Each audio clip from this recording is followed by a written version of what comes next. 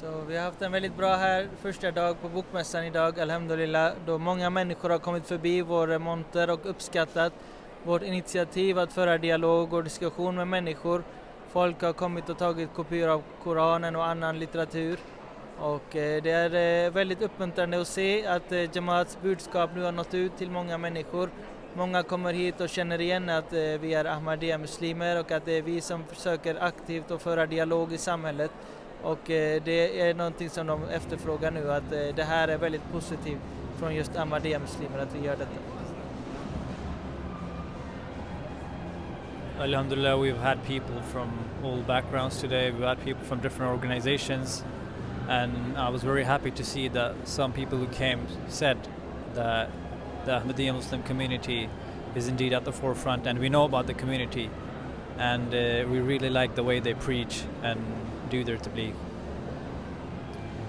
जज़ाकुमुल्लाह। आज के दिन की जो सबसे खूबसूरत बात थी वो ये कि बहुत से लोग आए और उन्होंने इस बात का इतराफ़ किया कि जमात अहमदिया ही है जो ओपनली डायलॉग जो है लोगों से गुफ्तगू करती है और डिस्कशन करती है, और जमात को वो अच्छे तरीके से पहचानते हैं, जमात के अकायद को जानते हैं, और बहुत ज़्यादा उन्होंने अप्रिशिएट किया हमारी इस कोशिश को कि हम लोगों तक जो है सही मालूमात पहुंचाने की कोशिश कर रहे हैं। आज अल्लाह ताला के फजल के साथ यहूदी मज़हब से उनके राबीन भी यहाँ पर आए, इसी तरह ईसाईयत से कैथोलिक चर्च के जो हेड हैं स्वीडन के वो भी हमारे मंतर पर आए, हमारे स्टॉल पर आए, इसी तरह मेंबर ऑफ पार्लियामेंट भी आए, और बहुत से प्रोफेसर्स और टीचर्स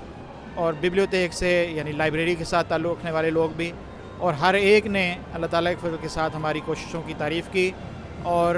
जिस पैगाम के साथ हम यहाँ पर खड़े थे कि कुरान करीम जलाना जो है वो एक गलत हरकत है, मज़मूम हरकत है, और हर एक ने हमारी इस बात में तायीद की और कहा